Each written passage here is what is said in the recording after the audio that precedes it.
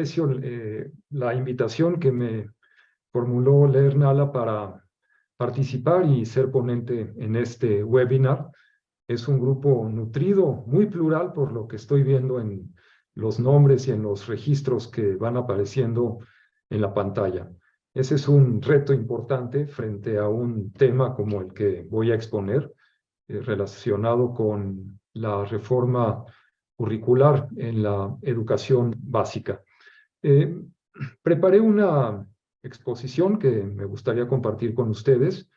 Me tomaría alrededor de 40 minutos hacer esa presentación y después de que la haya terminado, pues me encantaría poder tomar preguntas, comentarios de los de ustedes que quieran. Así es que, Nelly, si puedes activar la presentación, por favor. Muy bien. Esta plática concierne exclusivamente a la educación básica.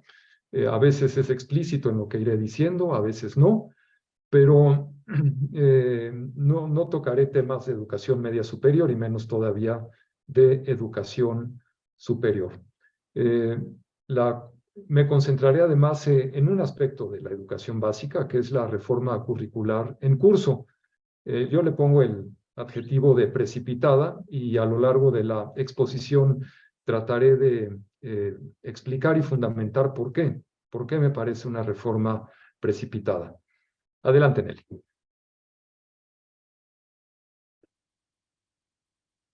El cambio educativo es algo consubstancial a los cambios de la sociedad. No nos debe sorprender que una administración, un gobierno, alguien que tiene responsabilidades educativas quiera introducir modificaciones en función de cómo se van observando las nuevas necesidades o las transformaciones sociales.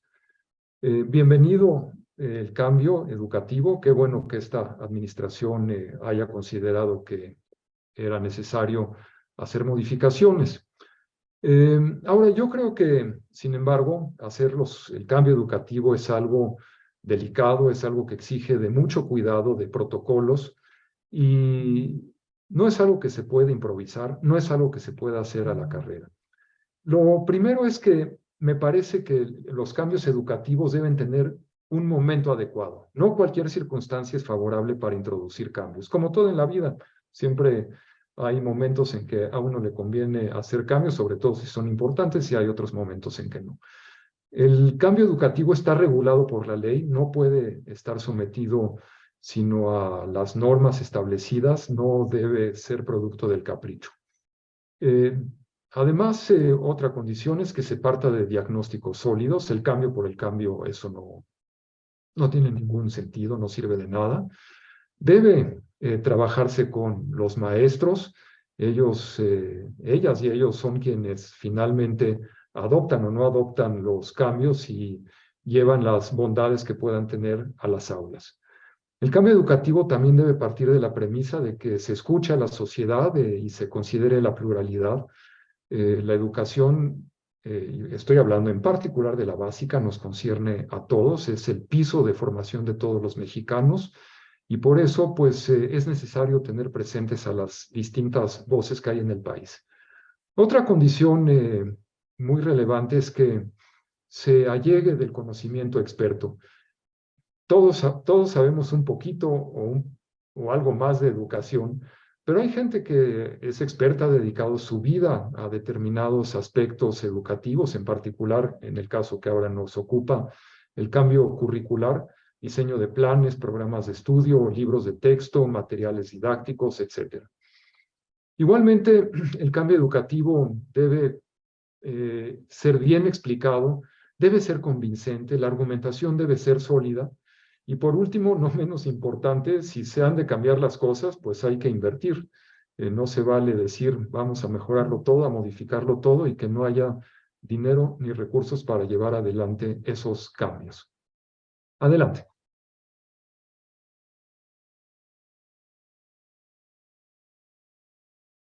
Un problema, en mi opinión, mayor que enfrentamos ahora en esta reforma es que se impondrá un modelo eh, muy arrojado, cuestionable en múltiples sentidos y no probado cuando que estamos viviendo con la generación más frágil de todos los tiempos.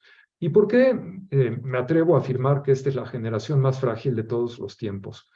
Entre los múltiples educadores que hay en este foro, eh, seguramente hay vivencias en abundancia de que pueden narrar los bajos niveles de aprendizaje en lectura y matemáticas, entre otras disciplinas.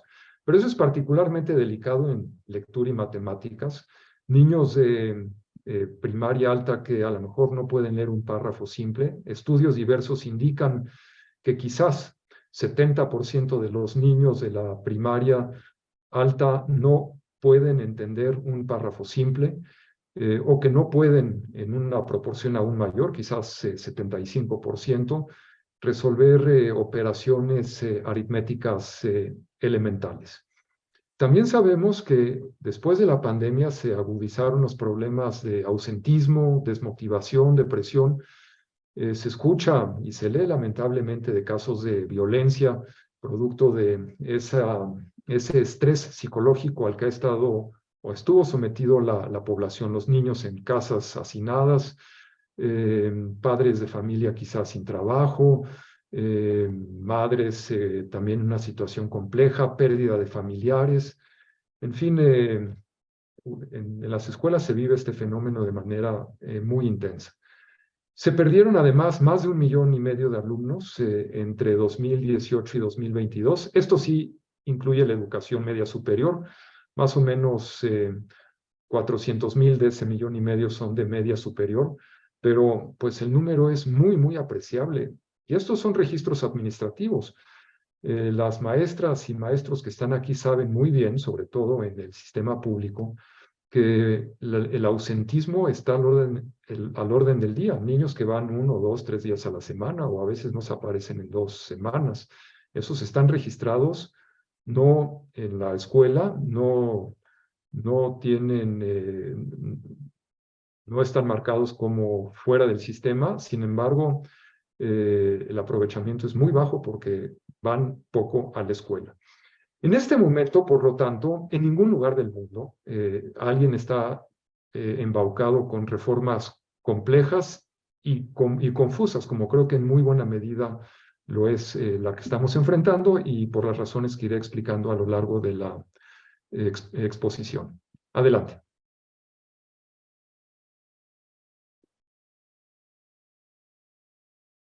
Em, una característica de esta reforma es que se renuncia a establecer objetivos de aprendizaje. Y eso obedece a argumentos político-ideológicos. Se dice expresamente que el fijarse metas de aprendizaje, aún en temas muy elementales como lectura, escritura, matemáticas, el desarrollo de las competencias escolares básicas, eso proviene de los mandatos de la OCDE, de la UNESCO y del Banco Mundial, en fin, de agentes diversos, los empresarios, etcétera, y que pues no es la forma de educar a los ciudadanos en la conciencia crítica del México actual. Y por esta razón se ha dicho que esta es una reforma más ideológica que educativa. Palabras clave para la educación como atención, memoria, metacognición, motivación, están fundamentalmente ausentes del texto del Plan de Estudios 2022. Pero otras palabras cargadas de contenido ideológico, eurocentrismo, decolonialidad, epistemicidio, patriarcado y otras son citadas en múltiples ocasiones. Hay una filosofía educativa que inspira todo esto, son las llamadas epistemologías del sur. Seguramente muchas y muchos de ustedes han leído del señor de Sousa y de la filosofía educativa que él ha promovido. Esta ha, digamos, tenido algún éxito en países como el nuestro, en América Latina también. Parte de la base de que nuestros países han perdido la riqueza cultural epistémica, como dicen ellos, que había antes de la conquista, y en consecuencia, pues ahora de lo que se trata es de desterrar lo europeo, lo que nos viene o vino de afuera, para reencontrarnos con nuestras propias raíces culturales. Nadie está en desacuerdo, desde luego, en que nuestra cultura es fuerte, estamos muy orgullosos de ella, pero de ahí a decir que haya que desterrar lo que no haya venido de México, pues hay una distancia muy grande. Por todos estos motivos, yo creo que cabe la afirmación de que la pedagogía es la gran ausente de esta reforma curricular. Realmente no hay una teoría del aprendizaje, no hay una reflexión sobre distintos aspectos de cómo introducir la pedagogía de manera que sea más eficaz en los aprendizajes, pero sí hay en cambio una muy buena dosis de discurso ideológico. Adelante, Nelly. Un punto relevante en esta noción de la epistemología del sur es que los conocimientos científicos y las creencias populares son igualmente verdaderos, son conocimientos intercambiables. Es decir, es tan válido afirmar que, por ejemplo, una imagen de detente sirve para evitar el COVID, como decir que una vacuna probada es eficaz para que esa enfermedad no pueda prosperar. Hay un concepto muy ambiguo que son los saberes comunitarios, que en este planteamiento que hace ahora la Secretaría, se pueden intercambiar y usar indistintamente en el aula, dándoles igual preeminencia o jerarquía que al conocimiento universal clásico que conocemos. Esto conduce a la afirmación de que estamos frente a un comunitarismo extremo, comunitarismo entendido como el peso absoluto o casi absoluto que se da a la comunidad por encima del conocimiento que viene fuera de la comunidad, y aún de la naturaleza de los individuos como personas.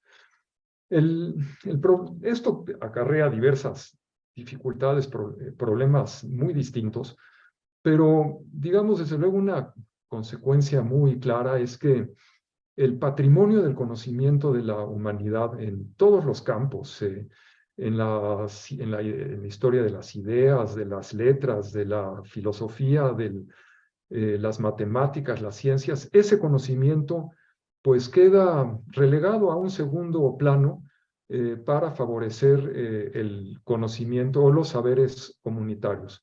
Y en esa medida, pues se establece una barrera, un límite muy severo al desarrollo que pueda tener un individuo. Adelante.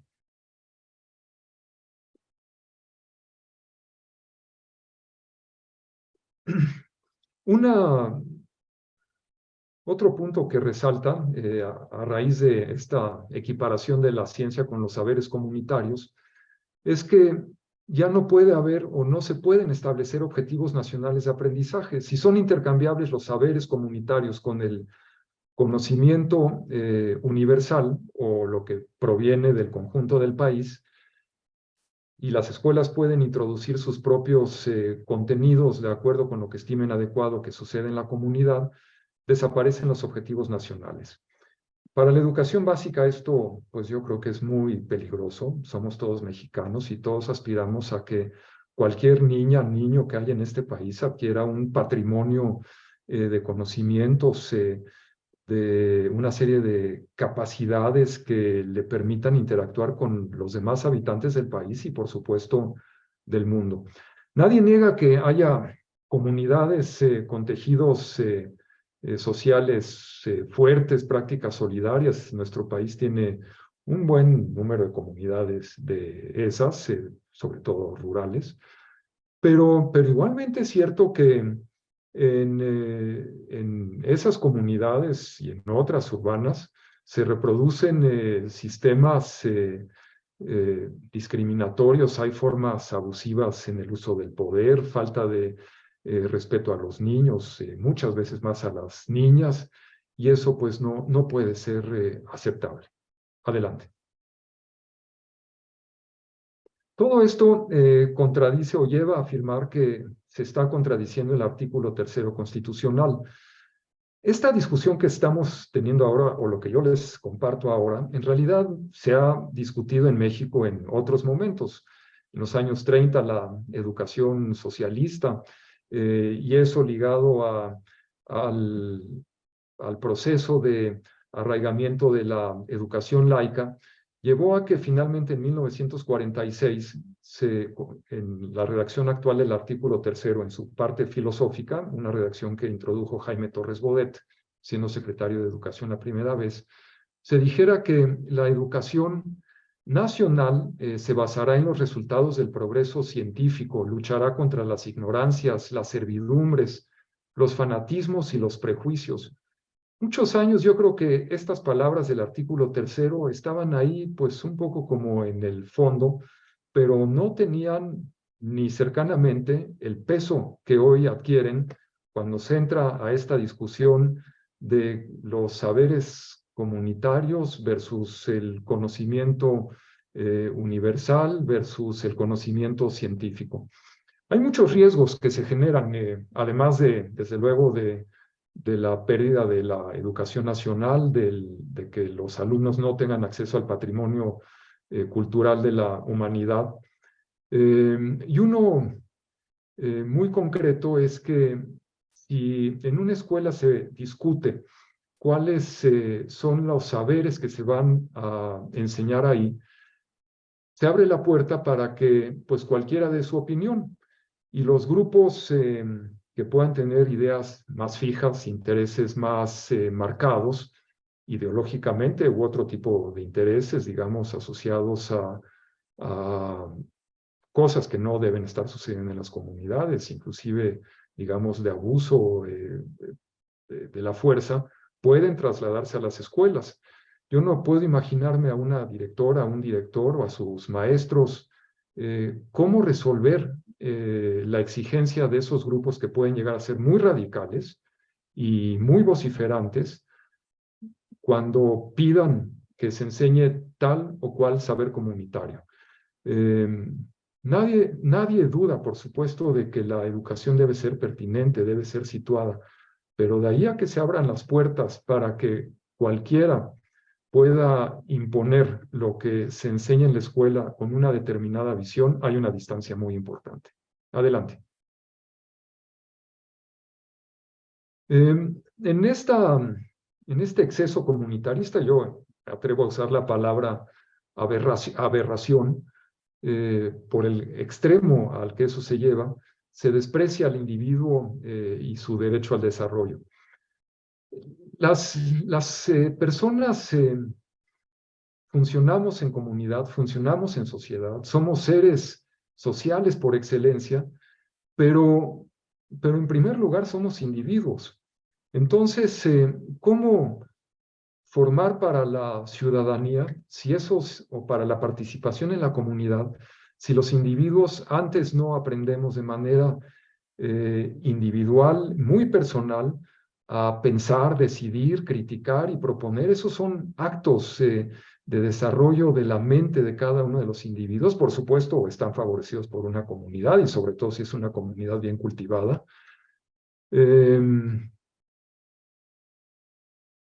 Y por esa razón, yo creo que la fortaleza de una cadena se mide por su eslabón más débil. Hay que tener individuos fuertes, bien formados, para que la cadena sea sólida. Adelante.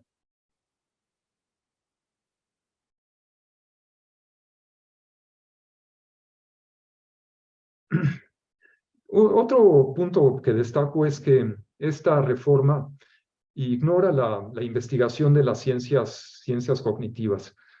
Se reconoce amplísimamente hoy que cada niña, cada niño tiene estilos diferentes de aprendizaje, habilidades diferentes, concepciones, intereses, motivaciones. Si todo se mete en la canasta del comunitarismo, es muy difícil dar la consideración necesaria a estas características propias de cada persona. Seguramente muchos de ustedes han visto ya los libros de texto que han circulado en la red. Hay un buen número de ellos en drives aquí y allá. Y los proyectos que se plantean remiten siempre a lo colectivo, siempre a la asamblea, siempre a la comunidad. Inclusive hay ejercicios en que se les dice a los niños, por ejemplo, hagan un dibujo de sí mismos, pero pensando en cómo los ven los otros. Eso, digamos, ya es una cosa muy radical, ¿no?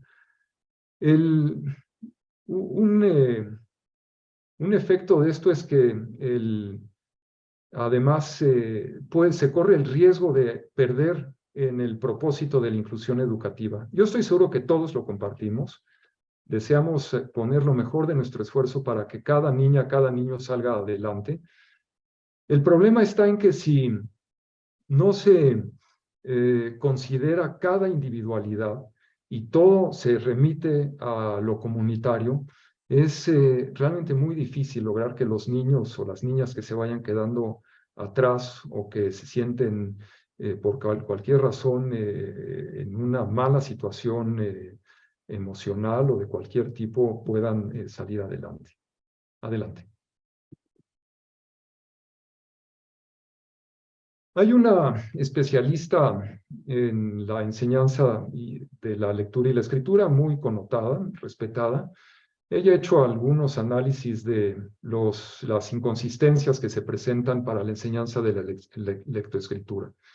Hace un análisis de los libros de proyectos de primero de primaria y encuentra pues problemas muy diversos, entre otros, por ejemplo, que hay actividades desde la primera lección en que se parte de la base de que los niños ya saben leer y escribir, sin antes haber participado en actividades o situaciones didácticas que les permitan aprenderlo. Hay unas cuantas actividades sobre lectura y según esta escritura y según este especialista, están mal planteadas, pueden confundir a los estudiantes. Entre otras cosas, se les dice, por ejemplo, que hagan resúmenes cuando ni siquiera han aprendido a leer. Y eso desde las primeras lecciones en los libros de primero de primaria. Adelante.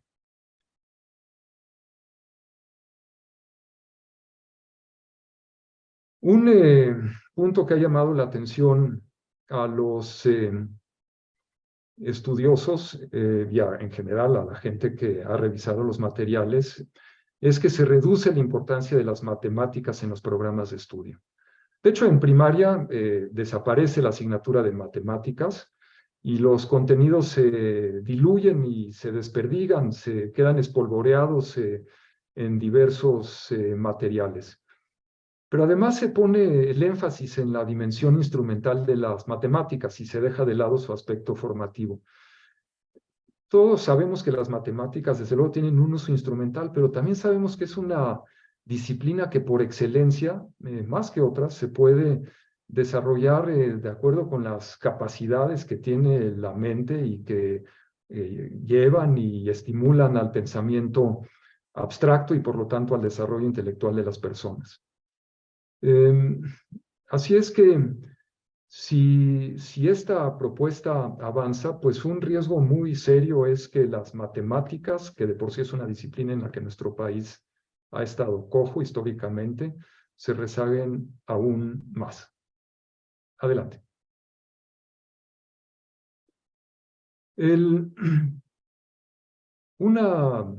Una consecuencia relacionada con la equidad que siempre debe procurar el sistema educativo es que al dejar de lado aprendizajes fundamentales para permitir actividades de otro tipo o para dar lugar a los saberes comunitarios, se pueden simplemente ignorar contenidos o aprendizajes fundamentales, sobre todo otra vez en lo que es consubstancial por excelencia la educación básica, en los aspectos cognitivos, la lectura, la escritura, las matemáticas.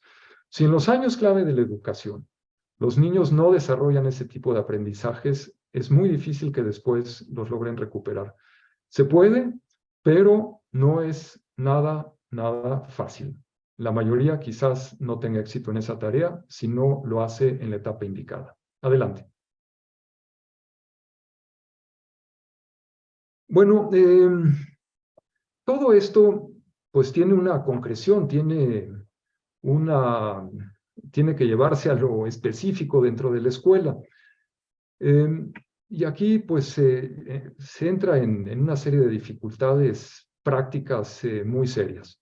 Bueno, primero hay que decir que el artículo 3º dice expresamente, no es interpretación, que los programas de estudio incluirán las matemáticas, la lectoescritura, la literacidad, la historia, la geografía, el civismo, es decir, las disciplinas como más o menos siempre han servido para organizar el conocimiento.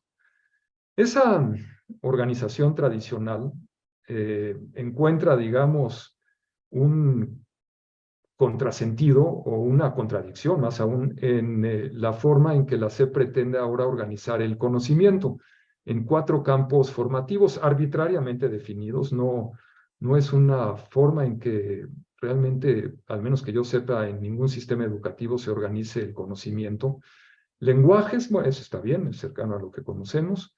Saberes y pensamiento científico, ahí saberes ya queda a la misma altura que cualquier, que el conocimiento científico, no hay matemáticas, se subsume ahí.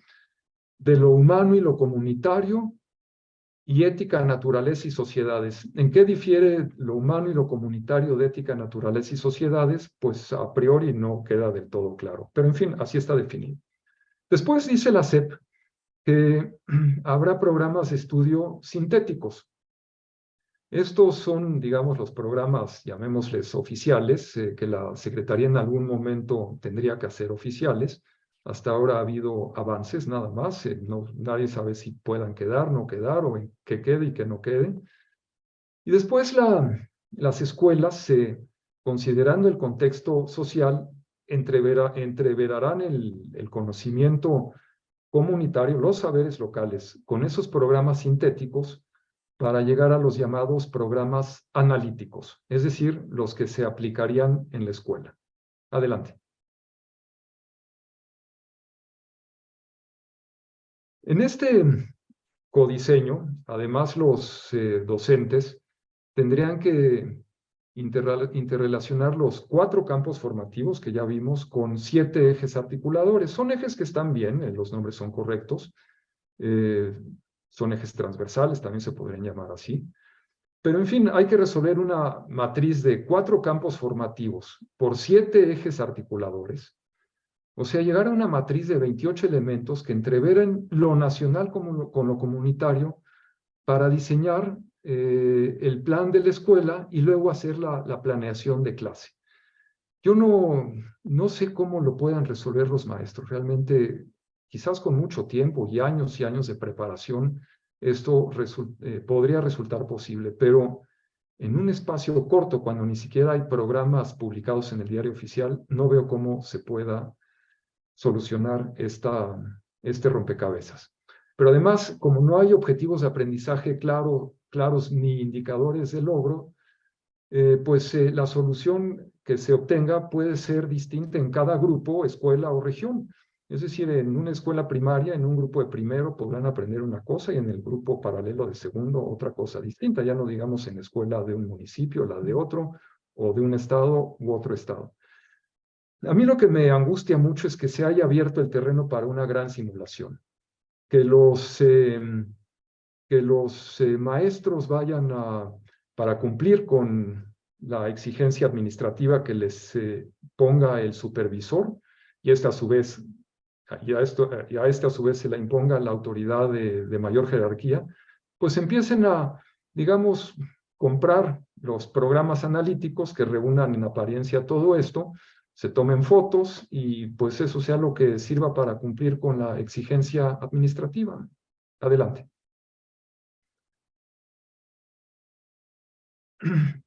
Además, esto pues tiene un impacto muy grande en los maestros, eh, porque se les exige hacerse responsables de la aplicación en el aula de una reforma curricular que me parece absurda en los términos planteados, porque no tiene una solución, al menos en un corto plazo. Esto podría ser un esfuerzo de décadas, pero no en el corto plazo.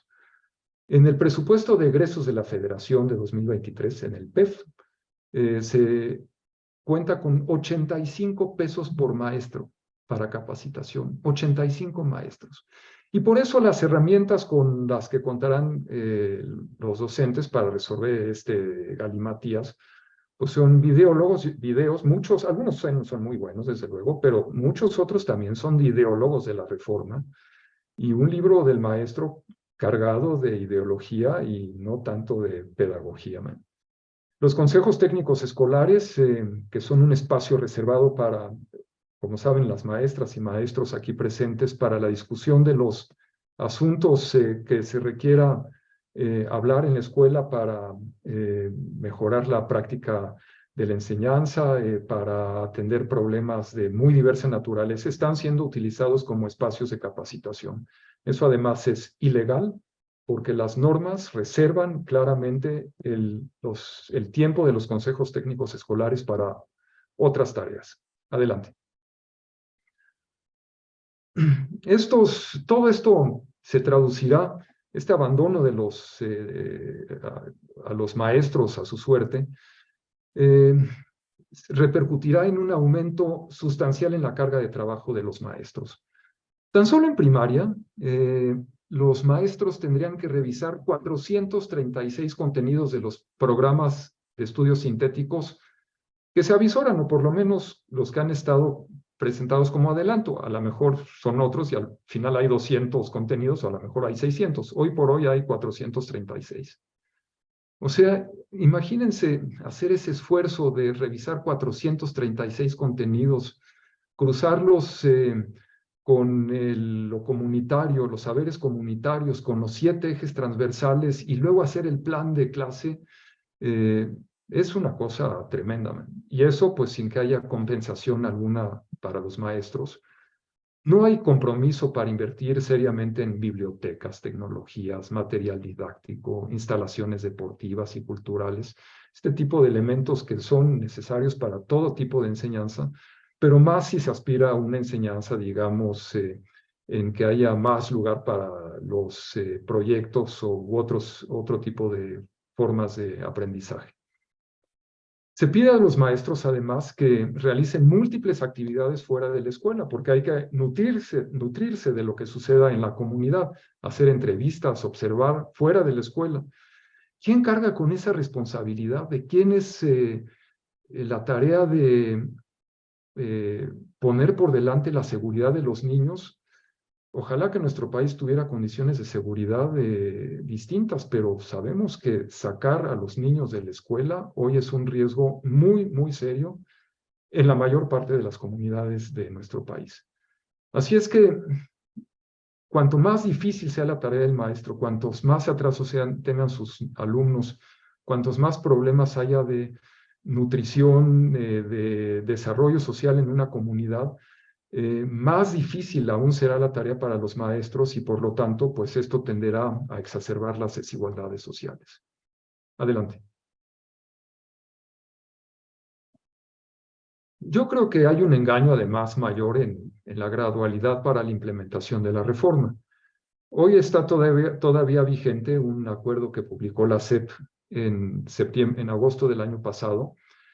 Según ese acuerdo, publicado en el Diario Oficial, esta reforma entraría en vigor con programas de estudio en 23-24, solo en primero de preescolar, primero de primaria y primero de secundaria. No obstante, pues hay toda clase de indicios de que la SEP está decidida a lanzar la reforma de lleno de inmediato en todos los grados de la educación básica. No hay ningún informe oficial en ese sentido, pero pues se advierten más y más elementos que permiten inferirlo y casi afirmarlo. Los maestros y las maestras que estuvieron preparados, eh, que se estuvieron preparando quizás para los primeros grados, pues quizás llevan una ventaja. Pero todos los demás, pues no han siquiera probablemente considerado que esta reforma les caería de golpe y porrazo. Adelante.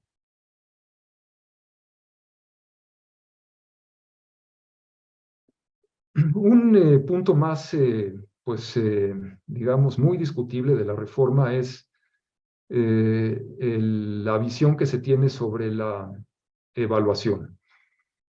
En esta visión que ahora se plantea, la única evaluación válida es la formativa, es el diálogo que tenga cada maestro con sus alumnos. Eso, desde luego, es vital y qué bueno que se subraye y se reivindique. Pero el problema es que ese tipo de evaluación, que es muy demandante para los maestros, requiere de objetivos del aprendizaje y de una teoría del aprendizaje.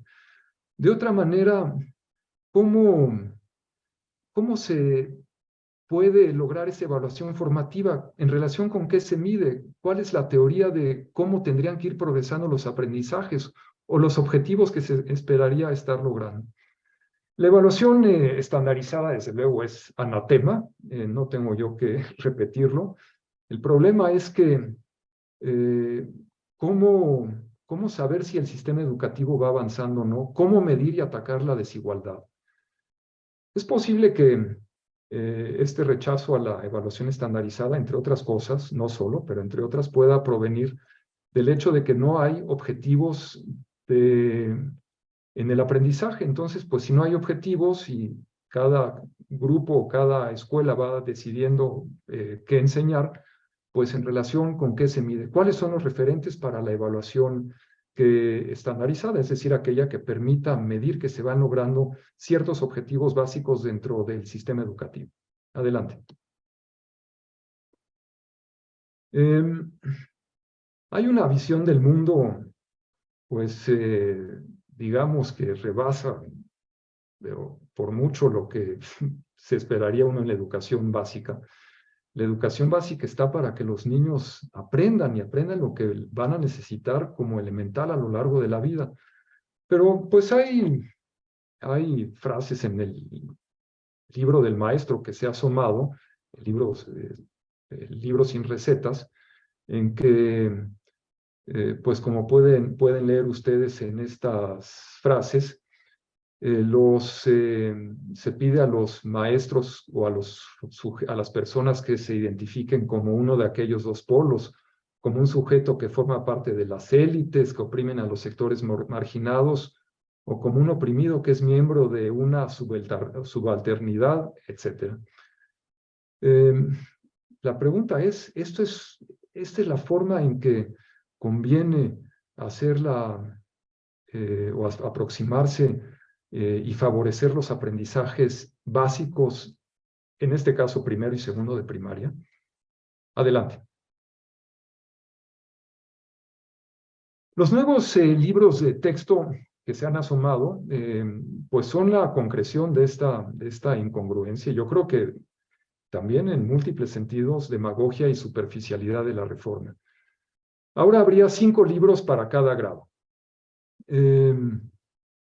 Ya no hay libros de asignatura, hay uno que se llama De Nuestros Saberes, son contenidos muy diversos de lecturas, hay algo de ciencias, hay algo de historia, hay algo de matemáticas, hay algo de geografía, en fin, de todo. Son pequeñas lecciones que están puestas una sobre otra. Creo que en el caso de primero de primaria llegamos a un libro de 369 páginas. No quiero imaginarme cómo va a cargar un niño un libro de ese peso.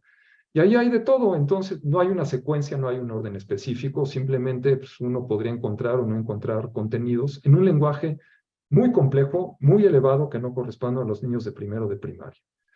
Igual en este otro libro que se llama Múltiples lenguajes, se presentan lecturas que no tienen un orden que sea favorable para la progresión del aprendizaje. Igual hay una lectura de mayor complejidad en las primeras páginas que en las últimas páginas. Y hay 3 libros de proyectos, el de aula, escuela y comunidad. Todos son proyectos predefinidos, sumamente prescriptivos, que además no guardan mayor relación con los contenidos de los libros, son cosas desconexas completamente. O sea, no puede uno en los proyectos encontrar casi ninguna referencia al libro de los saberes, o sea, al libro de los contenidos. Siguiente. Algunas observaciones más sobre los libros que han circulado. Bueno, la primera es que están siendo elaborados sin contar con los programas de estudio. Todas las maestras y maestros saben que el programa de estudio marca los objetivos del aprendizaje, los contenidos, la progresión en el desarrollo de esos contenidos, los criterios de evaluación. Y los libros son, pues, los auxiliares didácticos por excelencia, los libros de texto y los gratuitos con mayor razón, para el cumplimiento de esos programas. No hay programas, pero sí hay libros, entonces pues los libros pueden decir esencialmente cualquier cosa y por lo tanto no podrán ser un auxiliar para el cumplimiento de los programas de estudio. Estos libros no ofrecen más que muy poquitas actividades para el aprendizaje y el desarrollo de la lectoescritura y del pensamiento matemático. Están diluidos aquí y allá. Me parece que en el libro de saberes, en las 369 páginas, hay menciones a contenidos de matemáticas en 11 ocasiones nada más, en 11 páginas de ese inmensísimo libro. Se prescriben proyectos en una gran cantidad, hay 60 proyectos en primero de primaria.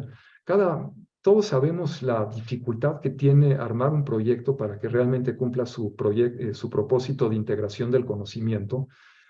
Si son 60 proyectos, además prescritos, se dice que hay que hacer, eso pues no puede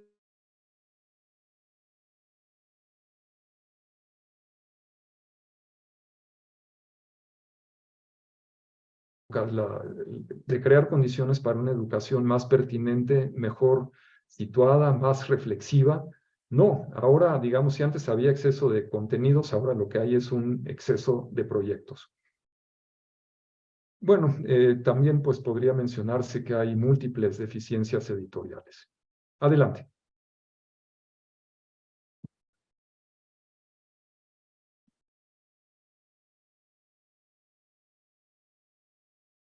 Bueno, es curioso curiosa la incongruencia que parece haber entre la función de los libros de texto y los postulados de la reforma. Si los programas son realmente determinados escuela por escuela, aula por aula, ¿cuál es la función del libro de texto? Y sobre todo, si el libro es único, como ha sido nuestra tradición, al menos en la educación primaria y en el preescolar, pero más en la primaria. ¿Cuál es la función del libro? ¿A qué programas debe corresponder? Como que hay una desconexión lógica mayúscula. Bueno, y además, eh, ¿cómo podrá ese libro abonar o no abonar a lo que sucede en cada aula? Adelante. En esta propuesta se ponen códigos QR en abundancia. La presunción es que todos los alumnos tendrían un celular, un dispositivo para leerlos. Conducen en una altísima proporción de los casos a páginas de Google, no son contenidos puestos en un repositorio específico para ampliar contenidos de acuerdo, contenidos curados que sirvan bien a alumnos y maestros. Pero más allá de esto, no hay un planteamiento para enseñar habilidades tecnológicas, y menos todavía presupuesto.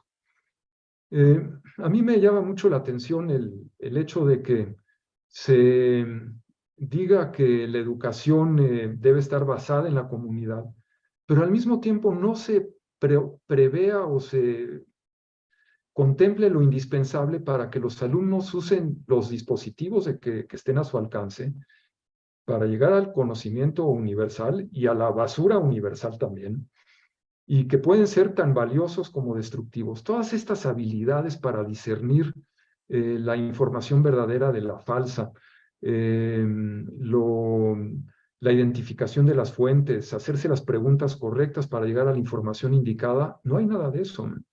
Y esas son las habilidades que realmente sí pueden poner en riesgo a nuestros alumnos en caso de no enseñarse correctamente. Adelante. Podría ahora introducirse o imponerse un libro de texto único en la secundaria.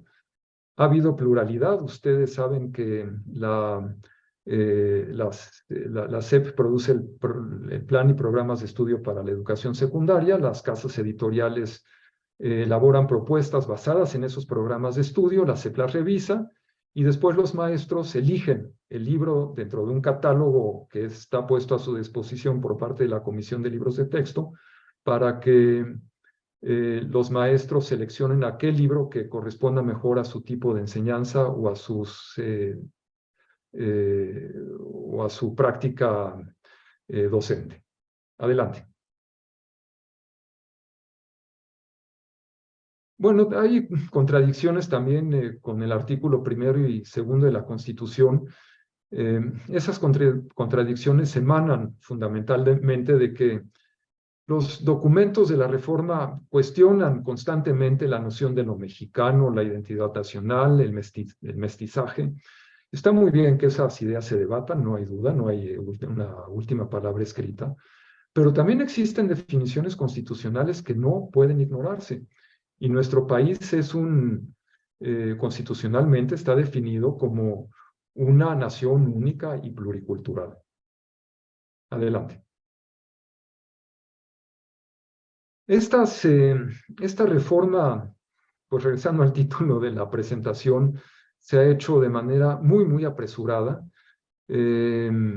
Hay normas constitucionales y legales que regulan procedimientos para cambiar los planes y programas de estudio, en la básica en particular, en los otros niveles es distinto. Eso está bien porque, digamos, después de muchas historias de cambios curriculares, la sociedad, los maestros han exigido que haya un proceso de deliberación genuino, que participen expertos, que se pueda opinar. Son salvaguardas contra cambios caprichosos. Pero curiosamente todo este proceso se ha hecho con la mayor secrecía. No ha habido un solo pronunciamiento que yo conozca al menos de la SEP diciendo que ya tiene nuevos libros de texto, a pesar de que todo el mundo sabe que están impresos, y es más, las autoridades de los estados dicen que ya los están recibiendo, los de primero y segundo de primaria, en sus almacenes estatales. Adelante. Las maestras y maestros tienen derecho a recibir capacitación.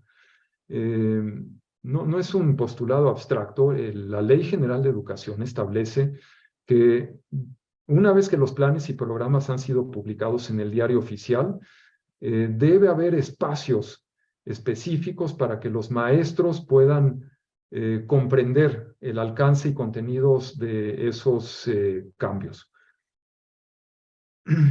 Se ha pretendido utilizar los consejos técnicos escolares para la capacitación, pero como ya comenté anteriormente, está fuera de norma. Pero pues de todas maneras todo esto se queda muy corto, no hay proporción entre la ambición de esta reforma y las posibilidades de formación que hayan estado al alcance de los maestros. Todas las reformas educativas deben hacerse con enorme cuidado, deben hacerse con la pluma temblorosa, así como la modificación de las leyes importantes, hay que hacerlo con mucho escrutinio, con enorme sentido de la responsabilidad. Igual tendría que ser en el caso de la educación. Y no es para menos porque ahí está en juego el futuro de los niños y el del país. Adelante. Bueno, aquí hay un resumen de las principales medidas que anuncian estos problemas, pero ya no quisiera detenerme en eso, simplemente sería una recapitulación. Y con eso termino y pues sugiero que nos demos un espacio para preguntas, respuestas, comentarios, si ustedes todavía lo quisieran. Hola, buenas noches. Gracias, doctor, por su plática.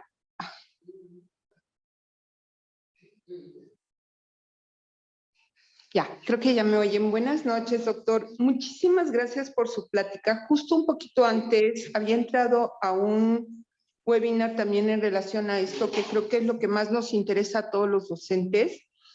Y en la anterior plática se hablaba mucho de política educativa. Usted creo que se adentró precisamente a las preocupaciones y ocupaciones de todos los docentes. Creo que va a abrir una brecha mucho más grande si cada escuela hace su propio programa analítico, es decir, cuántos programas vamos a tener y después las evaluaciones estandarizadas, ¿en qué se van a basar? Porque no las van a quitar. Justo ayer ese fue el tema a discusión en el Consejo Técnico de Directores. Creo que, como bien dice, no se ha analizado todo el trabajo que cada docente tiene que hacer. En mi caso muy particular, soy directora de un colegio muy grande en Naucalpan, y si bien las escuelas particulares tenemos un programa interno que sería el rector o columna vertebral, la preocupación sería cómo lo van a abordar todos los demás. Nosotros somos escuela en zona o nuestra comunidad de media a media alta. ¿Qué va a pasar con los demás? ¿Qué va a pasar con el rezago académico que hay y esa brecha educacional, social y económica? Se va a abrir aún más. Yo le agradezco infinitamente su participación, sus comentarios y toda la data que nos está dando, que es una base muy importante para poder hacer un análisis y llevarlo incluso a pues a nuestros supervisores en mi caso. Le agradezco muchísimo. Muy buenas tardes, saludos desde Jalapa, Veracruz. Apreciado licenciado Carlos Mancera, es un honor escucharle de nuevo. Consultoría Valora siempre al pendiente de todas estas actividades y pues bueno, la charla justamente ahora me implica porque soy docente, mediador pedagógico de una universidad formadora de docentes y tenemos este gran reto en las escuelas formadoras porque hablar de un nuevo plan de estudios, un nuevo modelo educativo que, como usted bien lo mencionó en el título, está forzado, está muy grotesco. Para nosotros implica hacer revisiones desde varias perspectivas. Justamente a mí me toca hablar de estos problemas y políticas de la educación básica y nosotros analizamos cuáles son los referentes que tiene el gobierno actual en su Plan Nacional de Desarrollo. Lo ponía en una pregunta aquí cuando lo autorizaron por primera vez, tener una meta sobre el indicador de eficiencia en el sistema educativo por nivel y tipo para educación básica, que es la charla que nos implica, hablaban de la línea base del 94.8 y querían llegar al 2023-2024 a un 98%. Las cifras que el gobierno tiene actualmente son desalentadoras porque en lugar de subir, bajamos en el 2010 y en el 2023, 2024 tenemos precisamente, ha disminuido a este ciclo escolar al 94%, 5 puntos porcentuales que, pues bueno, hablar de un punto porcentual con los millones de alumnos en educación básica es muy fuerte. En este sentido, a mí me preocupa muchísimo cómo podemos precisamente abonar a esta mejora de indicadores que el gobierno se planteó en un principio y después lo cambió solamente a un listado de buenas intenciones. Me preocupa muchísimo como formador de docentes en educación básica si esta precipitada reforma no va a generar mucho más brechas en este sistema educativo, principalmente en educación básica. ¿Cómo podría el docente de educación básica, como lo acaba de preguntar la directora, abonar para que se disminuyan estas brechas? Los retos de nosotros como universidades. Hay en el artículo 3 ya no habla de educación de calidad, pero mi pregunta es, ¿esta precipitada reforma abonará a alcanzar esta excelencia educativa? En términos de Pablo Latapí, que es un superlativo de la calidad de la educación. Y pues bueno, ¿cómo se vincularía todas estas reformas con la Agenda 2030, específicamente con el objetivo 4 de la Agenda de educación de calidad?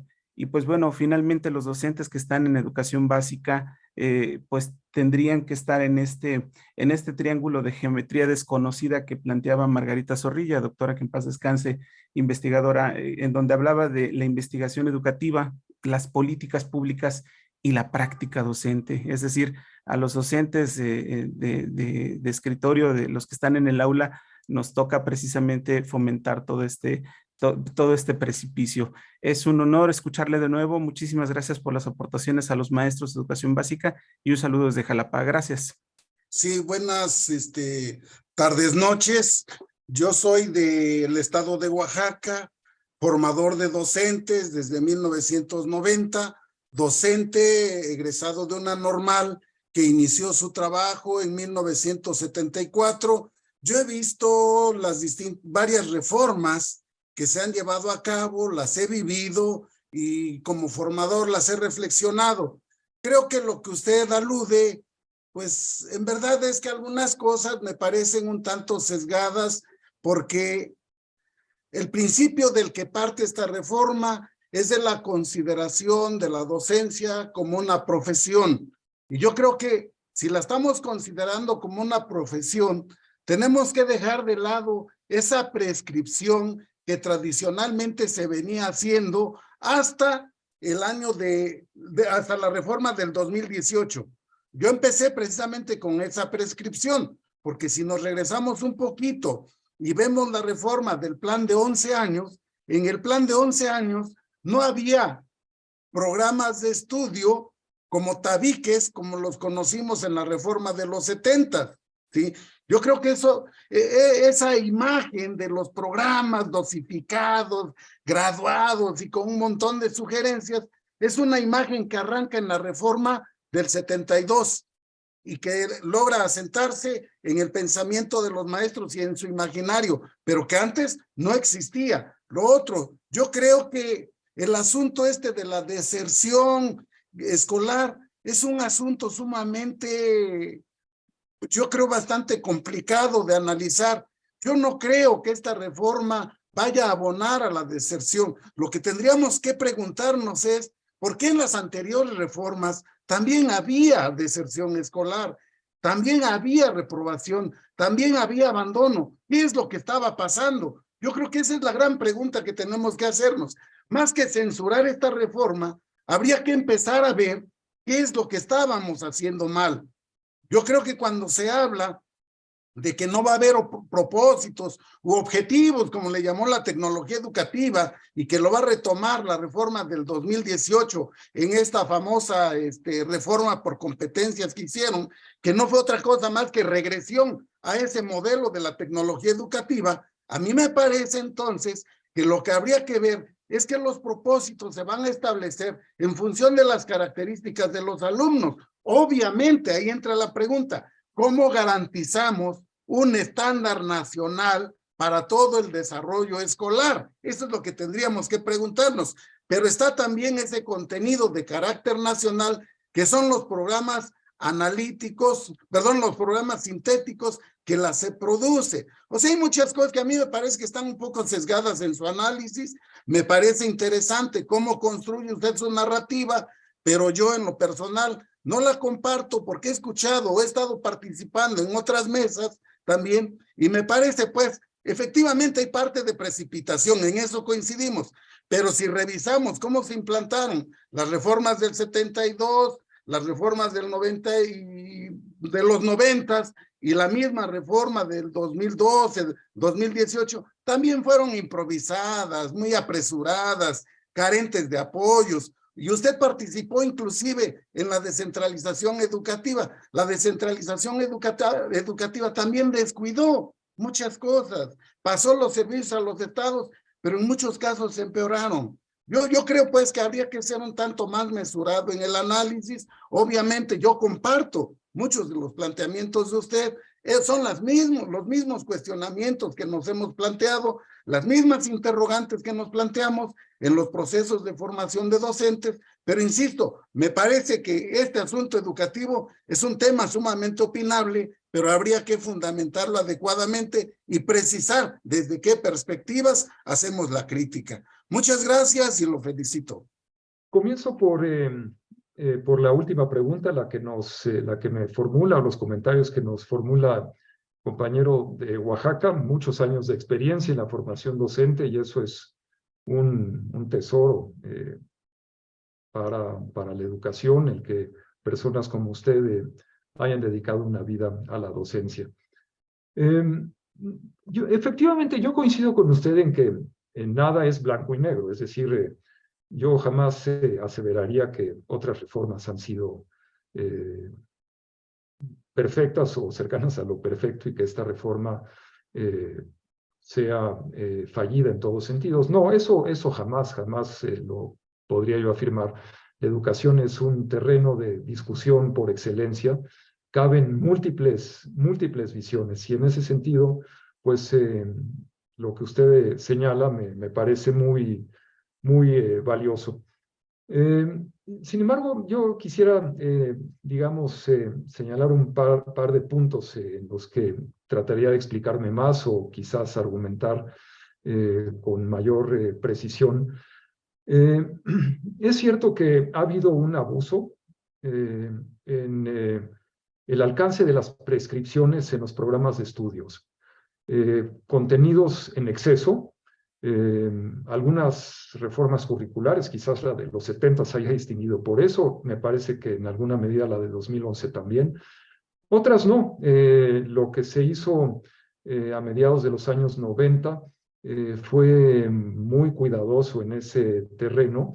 Me parece también que lo de 2017 descargó una buena parte respecto de lo que había en 2011. Pero bueno, no se trata de sumar, de contar cuántas páginas que tenía cada programa de estudios. El hecho es que sí ha habido esta crítica, esta observación de un exceso de contenidos que rayan en lo prescriptivo. Y en esa medida, concentrarse en lo que sea fundamental, yo creo que es lo deseable. Ahora, mi problema o mi reflexión con lo que ahora se está haciendo surge de que no creo que en esta descarga de contenidos se esté concentrando la atención en lo realmente fundamental. Por lo que se ha dejado ver en los programas de estudio, en esos avances, en realidad pues está muy lejos el planteamiento de ser tal que se deje lo básico, lo que realmente interesa a la educación nacional, de manera clara para que sea compartido por todos los maestros, por los padres de familia, estudiosos, etc.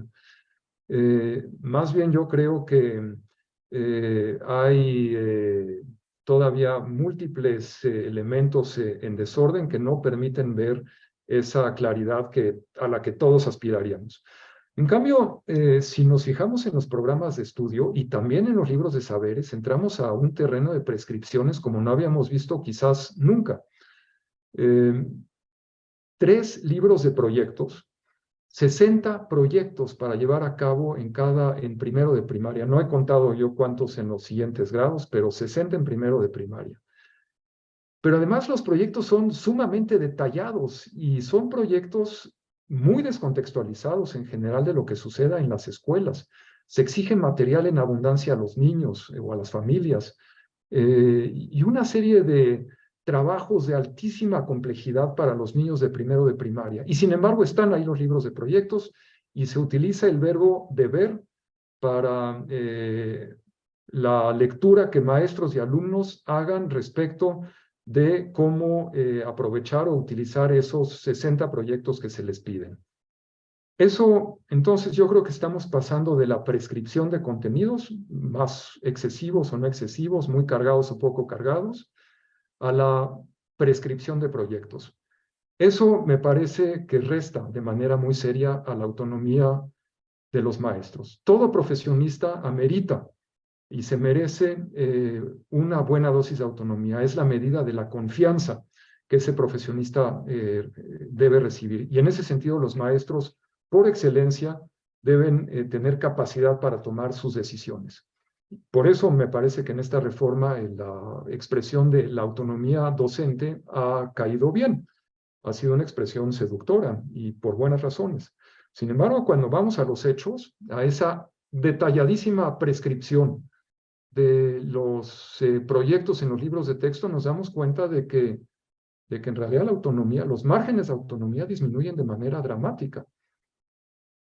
La decisión ahora está en qué enseñar, pero no en cómo enseñar, en vez de la fórmula clásica en que se pide a los maestros qué enseñar para que ellos digan cómo hacerlo. Y en esta medida, pues es muy difícil garantizar los aprendizajes que comparto, usted señala y en lo que yo estoy de acuerdo, que deben beneficiar a los niños de todo el país. Esos programas sintéticos nacionales, pues como están presentados hasta hoy, se ven todavía muy desordenados, no tienen objetivos definidos, claros, No sabemos cómo se vayan a articular entre sí, si es que lo hacen, pero además, en la medida en que los saberes comunitarios se entreveren para producir los programas analíticos, pues cómo lograr esas mediciones, las evaluaciones del aprendizaje que nos aseguren que todos logremos lo elemental. Y ahí voy a la pregunta o el comentario que hacía mi viejo conocido de las épocas en que yo visitaba mucho a la Secretaría de Educación de Veracruz, Óscar Valencia. Él señala su preocupación por el cumplimiento de la Agenda 2030, en concreto el artículo 4 que se refiere a la educación de calidad. Pues sí, ese es un propósito de la humanidad, ¿no? No se puede tildar de neoliberal una imposición del eurocentrismo, nada. Todos los países del mundo, miembros de la UNESCO, han estado a favor de la educación de calidad, entendida pues como aquella que permite a los individuos desarrollarse íntegramente, afianzar su identidad, de ser seres humanos que se conocen a sí mismos, que trabajan colectivamente con los demás, respetan, etcétera, y que además tienen las capacidades cognitivas indispensables para salir adelante en la vida y poder tomar sus decisiones con libertad. Si esto no se logra correctamente, y en eso comparto la preocupación del maestro Valencia, no podremos sino ver un crecimiento en la inequidad. Nada más indeseable, no hay un mexicano que quisiera que eso sucediera, pero al mismo tiempo necesitamos tomar las acciones necesarias para que ese fin altísimamente compartido de mayor equidad educativa pueda ser una realidad. Por último, conectado con estas mismas ideas, quisiera comentar las observaciones de la maestra Mara López. Pues ella señala con toda claridad que pues tiene el privilegio de trabajar en una escuela grande en Naucalpan, con recursos, con medios para salir adelante, digamos, más allá de casi cualquier reforma, quizás que la Secretaría pusiera sobre la mesa, aunque entiendo que sí expresa su preocupación de que este planteamiento lleve a mucho trabajo, que no necesariamente, de las maestras, los maestros, de ella misma, de su equipo directivo, que no necesariamente, o que hay un alto riesgo de que no resulte en los réditos que se esperarían, es decir, en un mejor desempeño de los alumnos y mejores logros en el propósito de su formación integral. Ella seguramente lo podrá resolver, pero habría que hacerse la pregunta de si otros, muchísimos otros, decenas de miles de escuelas estarían en las condiciones apropiadas para lograrlo. Con eso, Nelly, terminaría estos comentarios.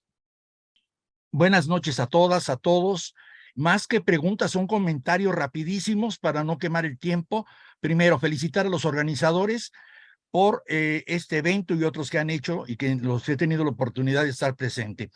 Felicitar al ponente porque yo no diría que fue filoso, simple y sencillamente un profesional debe de ser crítico. Pudo haberse planeado esta reforma desde hace 50 años, pero se atravesó la pandemia, señores. Y al atravesarse la pandemia, cada niño, póngase a pensar, y cada joven, se perdió 50 interacciones diarias, desde cómo te va, qué te dijo, ya eres novio de Juanita, todo ese tipo le llamo yo interacciones, 50 diarias. Por semana fueron 250, por mes 1,000, por 10 meses 10,000, por 2 meses encerrado 20,000. Los niños de primaria, de secundaria y de bachillerato, 20,000 interacciones se las perdieron para mejorar su comunicación, para mejorar su emprendimiento, para mejorar su actividad, para mejorar su pensamiento crítico, para mejorar como personas, para conocer valores. Se les esfumaron. La SEP no organizó un taller de reparación emocional para alumnos. Sí se interesó por el gel, que lavaran, que plancharan, que pusiera todo limpio. Y mis queridos maestros, ningún taller. Atención psicológica, después de tener, imagínense uno de secundario de bachillerato con 2 turnos, grupos en la mañana y grupos en la tarde. No los han atendido. Otra, Y eso no tiene que ver con sesgos políticos, son hechos ahí, duros. Otro hecho duro, ¿sí? Los exámenes que está haciendo la universidad, las universidades, están reflejando que muchos alumnos de bachillerato, obviamente, no están dando el kilo, es decir, hoy hay más rechazados. ¿Por qué? Pues por las deficiencias, a pesar del gran heroísmo de maestras y maestros, de que dieron la clase como pudieron, pero no fue suficiente. No fue suficiente. También alumnos que están presentando examen para bachillerato están siendo en un número, una proporción más alta, están siendo rechazados. ¿Eso de qué fue? Pues simple y sencillamente de ese impacto de 2 años o 3 de la pandemia. Se incrementó, como usted decía, el número de deserciones. Muchísimo. Siempre ha habido deserciones, sí ha habido, pero hay que considerar que de lo que pasó para acá se incrementó. ¿Quién atendió a los indígenas y a las localidades rurales? Por ejemplo, los de CONAFE. ¿Quién? Obviamente, poca gente. Eso no tiene nada que ver con política, ¿no? Son hechos crudos, reales, ahí. Otra, yo me integro a este grupo, pero además de integrarme a este grupo y la localidad, soy un individuo. Tan malo es y negativo es que siempre hablemos del individuo y nos olvidemos de la localidad, como también lo inverso, centrarse en la localidad y el individuo se esfumó. No puede ser. Otra, indudablemente la nueva escuela mexicana. ¿Qué tiene de nueva si sigue haciendo los mismos errores de las otras? Aventar las cosas ahí y no estar completo todo. Preferiría que nos tardáramos 15 años en hacer una reforma, pero que estuviera todo, por favor. Que dijera, mira, aquí están los 5,000 capacitadores, allá están los libros de texto ya en ese edificio. No importa, pero no tienen de nada nueva porque sigue cometiendo los mismos errores de las otras. Termino. Los marcos de evaluación. Yo no he visto una rúbrica que diga cómo evaluar la integración de las materias, de lo que da Polonio, de lo que da la maestra Dolores y lo que voy a dar yo. ¿Dónde está ese marco evaluativo? ¿Dónde? No está. No está. Y ahora, no es lo mismo exponer temas que proyectos. Los proyectos se llevan tiempo y con el mismo horario, 6 horitas, 5 horitas, por favor. Señores, mi gran aprecio a todos, respeto sus opiniones, pero caramba, hay que centrarse y sobre todo ver los hechos como son, ¿sí? ¿Cómo vas a hacer con un horario tan corto trabajar por proyectos todo el año? Por favor, yo quiero ver ese guapo que lo va a hacer para rendirle tributos. ¿A qué me dedico? Soy asesor académico, entro a los salones, animo a los maestros, le digo al director, oye, no va por ahí, va por acá, y obviamente a los alumnos les exijo, pero antes los motivo. Gracias, muy amables. Espero que ojalá este intercambio pues nos nutra a todos. Muy buenas noches. Gracias, doctor. Coincido completamente con usted. Tengo 43 años de servicio, soy director de una unidad de educación inclusiva. Atendemos a escuelas primarias y secundarias y damos el apoyo como educación especial. Y es una locura lo que mis maestros están viviendo, lo que los compañeros están viviendo. En el nivel de educación secundaria, ayer revisé un video y la directora del nivel de secundaria en Nuevo León les está pidiendo a los maestros de secundaria que hagan un programa analítico con una temporalidad por mes. Esa directora de educación, esa directora de secundaria que tenemos en Nuevo León, para las secundarias generales, técnicas y telesecundarias, para todos secundarias, no sabe que después de eso que están pidiendo hay que hacer una planeación didáctica, que es una locura, que están pidiendo que se apliquen las metodologías activas, con el enfoque STEAM, aprendizaje basado en proyectos comunitarios, aprendizaje basado en problemas y aprendizaje social. No sabe que cada fase tiene momentos y se lleva mucho tiempo sentarse a escribir. Qué fácil es pedirle al maestro de secundaria Lo vas a hacer por mes, tu programa analítico, porque después va a venir la planeación didáctica, que es el cuarto plano que están manejando. No saben que en esa nueva escuela mexicana, en lugar de una descarga, hay una recarga administrativa y el maestro se va a volver loco. Es una locura lo que está pasando, no en Nuevo León, en Chihuahua, en Puebla, en Mérida, es una locura. Tiene que haber para esta nueva escuela mexicana, tiene que haber una hoja de ruta y se trazó y va atrasada. Estos planes, estos programas debieron de haber sido publicados en julio, creo que desde 2020 o 2021. Va todo atrasado. Tiene que haber un buen diagnóstico, tiene que haber una buena actualización muy formal. Tenemos el derecho y el gobierno tiene la obligación de darnos esa actualización. En los consejos técnicos, es como decir en tierra de ciegos, el tuerto es rey. No, ahí todos somos ciegos, todos estamos compartiendo ignorancias, todos adolecemos de lo mismo. Debe de haber un presupuesto y no lo hay. O sea, si no hay un buen diagnóstico, si no hay una actualización muy formal para los maestros y si no hay un presupuesto, esto está acabado. Esto apunta a crónica de una muerte anunciada, como lo dice el texto de Gabriel García Márquez, o algo malo va a pasar como dice otro cuento de Gabriel García Márquez. Coincido completamente con usted, coincido en cada una de las diapositivas, le hice el screenshot en el carro, mientras venía manejando, no me quise quedar, pero coincido completamente con usted. Es una locura lo que está pasando. No sabemos qué vaya, aparte hay una suspensión provisional para la impresión de los libros de texto. Si esa suspensión provisional avanza y se da una suspensión definitiva, adiós libros de texto el siguiente ciclo escolar, como fue el adiós a la fase de piloto de 960 escuelas. Tenían razón quienes metieron ese amparo. No había programas, no había libros. Los avances de contenidos de las fases los dieron el 30 de diciembre de 2022. Y del 2 al 6 de enero apenas estuvimos haciendo esto. Es un caos. El maestro de México no merece esto. Los padres de familia de México no merecen esto. Nuestros alumnos no merecen esto. Y esto es una locura. Esto es una locura. Agradezco su atención, Doc. Me uno al grupo. Ahí voy a estar en comunicación. La presentación la requerimos. La grabación de este video también. Porque exactamente esto que usted está comentando es exactamente lo que he estado yo compartiendo con directores de secundarias generales y de secundarias técnicas. Miren, el día 3 de enero fui a una secundaria que atendemos. Ya llegando ahí, llegó el ATP de la secundaria, no sabía nada el pobre hombre.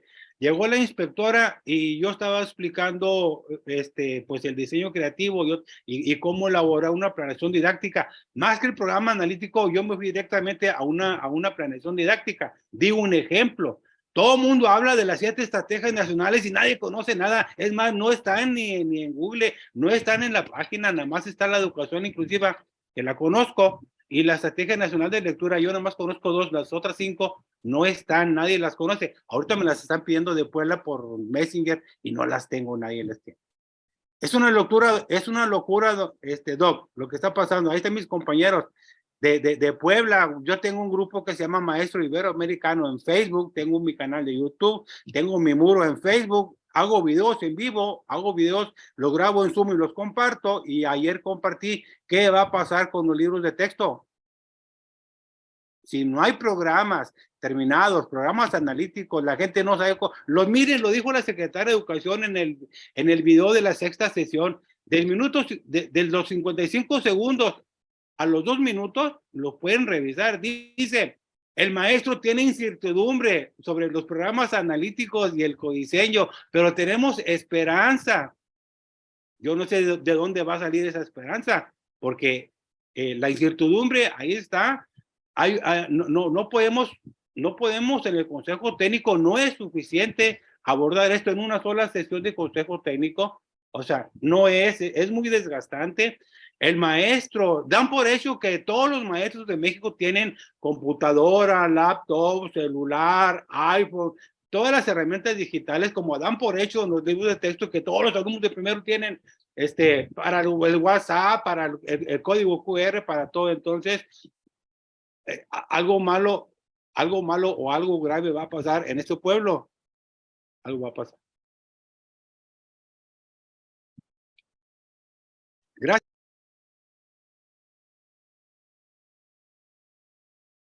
Pues sí, sus comentarios son de viva voz, maestro.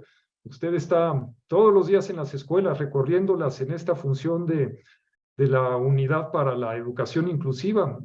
Y seguramente pues ya sería para otra conversación platicar de qué significa esto